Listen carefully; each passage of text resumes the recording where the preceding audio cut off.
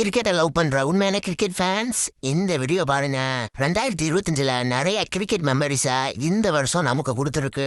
2025ல Indian men's team champions trophy win பண்ணது RCB. 17 வருஷத்துக்கு அப்புறம் ஈசாலா கப்பு நம்துன்னு சொன்னது. சவுத் ஆப்பிரிக்கா 28 வருஷம் கழிச்சு ஒரு கப் அடிச்சது. இந்தியன் உமன்ஸ் டீம் ஒரு ஹிஸ்டரியை கிரியேட் பண்ணிருக்காங்க. இந்த 2025ல இந்த 4 டீம்ல எந்த டீம் உங்களுக்கு கப் அடிச்சது ரொம்ப ஹாப்பியாகவும் ரொம்ப மெமரிஸாவும் இருக்குன்னு கமெண்ட்ல சொல்லிட்டு போங்க. 2023ல இந்தியா ஆஸ்திரேலியா கிட்ட ஃபைனல தோத்துட்டாங்க. இதை கூட மறந்துடலாம். ஆனா அந்த மிச்சல் மார்ஸ் பைபிள்ல இருக்கான் பாருங்க, வேர்ல்டு கப் மேல காலை போட்டுட்டு அவன் பீர் அடிச்சான் பாருங்க, அதை மட்டும் மறக்கவே கூடாதுங்க. அதுக்குதான் ரிவெஞ்சா 2025ல சாம்பியன்ஸ் டிராஃபில ஆஸ்திரேலியாவை செமிஃபைனல்லே ஒரு குடு கொடுத்து வெளியே துரத்தி விட்டாச்சு. நியூசிலாந்து ஃபைனல் அடிச்சு சாம்பியன்ஸ் டிராஃபியை வின் பண்ணியாச்சு நம்ம ஈட்மேன் தலைமையில. ஐபிஎலுக்கு ஒரு ஆர்சிபி டீம்னா நேஷனலுக்கு ஒரு சவுத் ஆப்பிரிக்கன் டீம். ஆர்சிபி ஆச்சும் பரவாயில்ல, 17 வருஷம் கழிச்சு ஒரு கப் அடிச்சானுங்க. ஆனா சவுத் ஆப்பிரிக்கா கிட்டத்தட்ட 27 வருஷம் கழிச்சு ஒரு கப் அடிச்சிருக்கானுங்க. டெம்பா பவுமா இவரை பத்தி சொல்லியே ஆகணுங்க.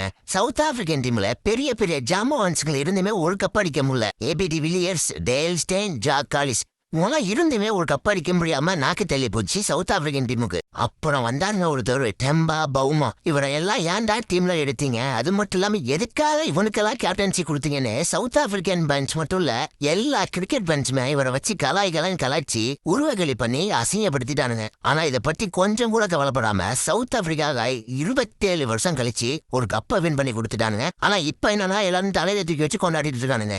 ஐபிஎல்ல எந்த டீமுக்கு வேணா ஃபேனா இருக்கலாம், ஆனா ஆர்சிபிக்கு ஃபேனா இருக்கிறது ஈஸியே கிடையாது, கஷ்டம். அதுவும் ரொம்ப ரொம்ப ரொம்ப கஷ்டம். 2025 முன்னாடி வரையும் ஆர்சிபியை மட்டும் இல்லாம ஆர்சிபி ஃபேன்ஸையும் வச்சு கலாய்ப்பானுங்க. பேஜ்ல, யூடியூப்ல, இன்ஸ்டாகிராம்ல, வாட்ஸ்அப்ல எல்லாத்துலயும் சரி. நான் ரொம்ப அனுபவப்பட்டிருக்கேன். எதுக்கு நான் ஆர்சிபி ஃபேனா இருக்கிறது கஷ்டம்னு சொல்றோம்னா, இன்னைக்கு ஆர்சிபி மேட்ச் ஸ்டார்ட் ஆக போதுன்னு நமக்கு தெரிஞ்சாலே கையெல்லாம் நடுக்க ஆரம்பிச்சிடும். அது மட்டும் இல்லாம இந்த சென்னை அடை மும்பை அடை விளாண்டாங்கன்னா உசுர கையில பிடிச்சிட்டு டிவிக்கு முன்னாடி உட்காந்து நல்லா மேட்ச் பார்ப்போங்க. அந்த மேட்சை மட்டும் தோத்துட்டோம், நம்மள சென்னை ஃபேன்ஸும் மும்பை ஃபேன்ஸும் வச்சு கலாய்ச்சி தள்ளிடுவாங்க. நமக்கு நைட்டு தூக்கமே வந்து தொலையாதுங்க. இவ்வளவு கலாய்களெல்லாம் தாண்டி நம்ம 2025ல கப்படிச்சிட்டோம். 2025 ஆக்ஷன்லயுமே எந்த ஒரு பிளேயரே ஒழுங்கா எடுக்கலன்னு ஐபிஎல் ஃபேன்ஸ் எல்லாருமே ஆர்சிபியை கழுவி ஊத்த ஆரம்பிச்சிட்டானுங்க.